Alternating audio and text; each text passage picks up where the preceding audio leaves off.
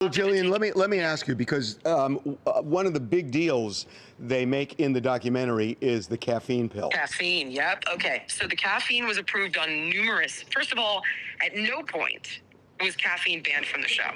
And actually, if you watch that episode, Allison Sweeney, I'm almost sure, I know for a fact I say it, that they're allowed to have caffeine, but I'm not allowed to give it to them. I'm almost sure that's what's in the show. I haven't watched it in years.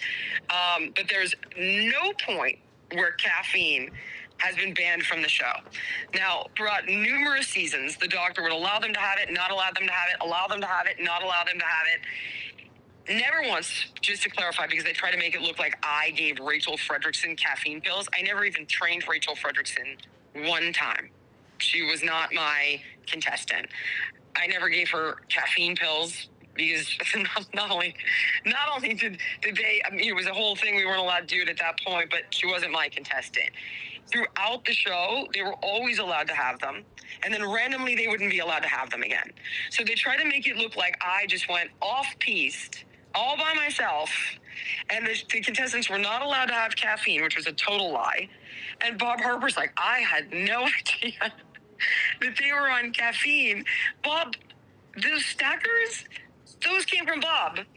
I was using my fat burner that we had created and it was in stores at the time because it was all organic. And I have all the emails for that. It was like green tea and Coca-Cola and all this stuff. Nevertheless, the point I'm trying to make is that this was always intermittently allowed throughout the show. Caffeine was never removed from the show. And then I have an entire email chain with the show's producer and the show's nutritionist asking why Dr. Huizenga had just taken this away because they were drinking unlimited amounts of coffee. So let me ask you this, though. Why then were you penalized on the show for giving caffeine? Because I personally gave it to them, and in my contract it says you're not allowed. And so this is a longer story. So this starts as follows, and I strongly recommend that you guys maybe talk to Maria Menounos about this. Okay. Many years ago, during this exact period, I'm at home with my kids and I get a phone call from Maria Menounos. And she's like, Jillian, I need to talk to you immediately. Call me back. So I call her back. I'm like, dude, what's going on? She's like, we just got a call from inside the network that you had given, follow me all the way through here, the contestants an illegal substance and somebody went to the hospital. She's like, I need to know because they're going to run the story. Did you do this? And I was like, Maria, I never did anything like this. This never happened. She's like, okay, let me just get confirmation from them that nobody went to the hospital. I'm talking to Lisa G, and Lisa G was the show's executive producer. She's like, we're going to hold this story for now. Sit tight, I'll get back to you. She goes to Brandon Reig and Paul Telegdi at NBC. She tries to get a comment through NBC, and they won't answer her. And she just gets an answer back from the show's publicist saying no comment. So they won't tell her if it happened or it didn't happen. Now, Brandon Reig, by the way, who was the show's executive, is the same guy who made this documentary at Netflix. Same guy. So now, I, of course, contact Marty Singer. My team calls a lawyer. This whole thing begins. And Maria's like, Jill, I'm going to try one more thing. She goes, I have Paul Telegdi's cell phone. So this is the president, the chairman of NBC. She's like, I'm going to try to go around NBC channels and get him on the phone. She calls Paul Telegdi. This is all going down at like 10 o'clock at night on a Tuesday or something. She'll remember probably better than me. She calls Paul Telegdi, gets him on the phone, and she goes, Paul, we're about to run this story about Jillian Michaels. I need an answer, and your PR team at NBC is saying no comment. Did anybody from Biggest Loser go to the hospital tonight? No. Did Jillian Michaels give the contestants anything illegal tonight? No. So now, like, that story has to go away. And they're stuck with, what do we do? Because they want to bring back Ruben Studdard. Because this is when Ruben Studdard had been eliminated. So they're like, well, and we go back and forth with Marty Singer. All of this is all documented in emails, which is why I have the one I just sent Devin, by the way, to prove that this had been allowed historically throughout the show's history. And the way they ended up doing it, I believe if you watch the show, is they said, well, they're allowed to have caffeine, But according to Jillian's contract, she's not allowed to give them anything, and that is true. In fact, there's a reason I still have my dog named Seven. I had rescued a bunch of dogs and was supposed to give one to Tara from season 7, and Tara named the dog Seven. And then I got a call from the network and the producer saying I wasn't allowed to give the contestants anything. She's now my dog for 18 years. Nevertheless, that is absolutely the truth, that I was not allowed to do it. And I was at war with the show's doctor over a million different things.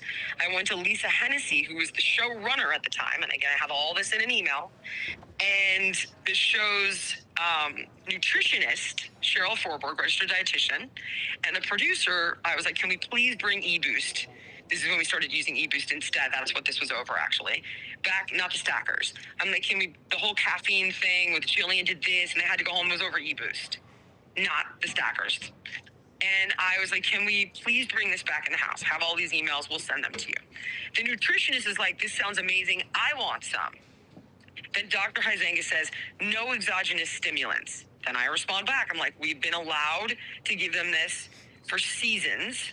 Why are we not allowed to give them this now? They're taking unlimited amounts of coffee. And then Lisa Hennessy says to me, she goes, Jill, don't worry about it, just do it, it's fine. I have literally, not that part in the email, which is exceptionally unfortunate. So you're saying you did it because the executive producer of the show gave you the green light?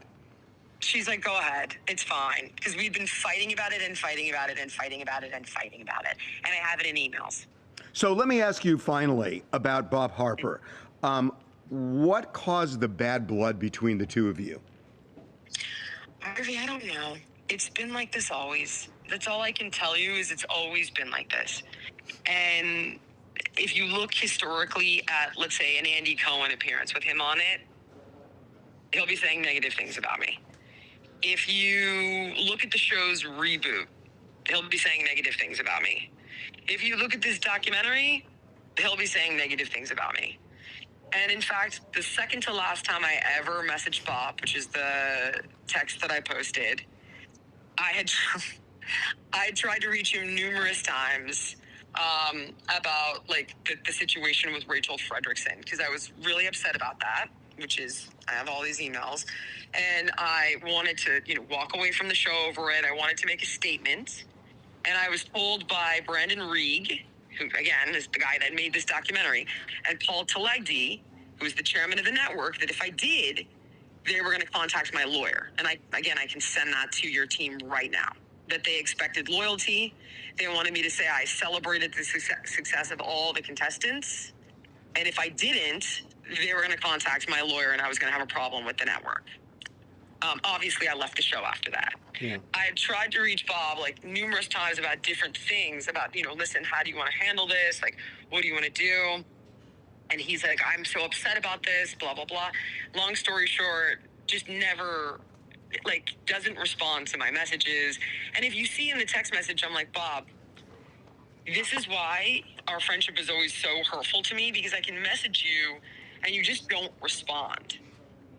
And I can't, there are so many details, and it was a very long and complex relationship. I can't even really honestly tell you why. All I can do is show you, look at the documentary. And that is what I lived with Bob the entire time. So I do have one final question. Why didn't you participate in the Netflix documentary? There are people who are saying, had Jillian gone on, maybe she would have been cast differently on the show. Well, so there are numerous reasons. Number one, Harvey, this is 11 years ago. I want to move on. I don't want to be painted with this brush anymore, which is pretty much exactly what happened. I don't want, it's taken me 11 years to get away from The Biggest Loser and be hosting the news for Leland Vitter on News Nation. That is where my head is at right now.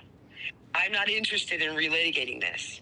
Number two, the man who greenlit and purchased this documentary is Brandon Reig. And Brandon Reig is the one who worked with NBC to essentially take me down over this whole caffeine thing. And I knew that it was going to be a hit piece. And I was like, I'm not participating in this. This is not going to be good. My lawyer then turned around and said, hey, just make sure Anything you guys do or say about Jillian, you run through us for fact checking. Not one fact check came through. Not one.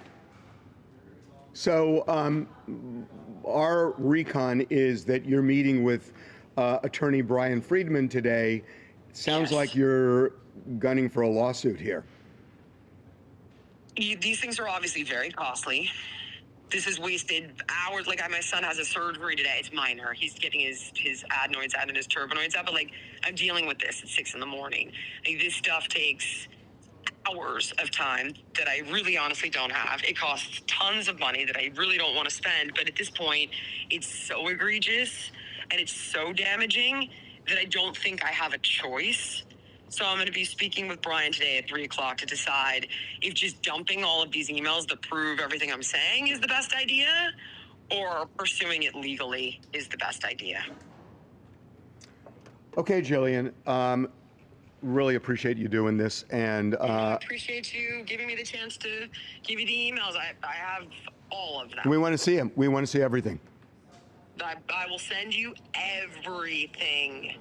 And to make another thing, I want to say one more thing. As this doctor sits on this documentary and claims that he had issues with caffeine, this is a doctor that gave them Ambien like a candy, have it in email, and allowed them to have dip. So... Dip? Like, Women, dip? It's insane. Smokeless tobacco. I got it. Yep. Yeah. But wouldn't let them have magnesium calm. We wanted to give them calm to sleep. So it was approved. And then he decided within the same season, it wasn't approved.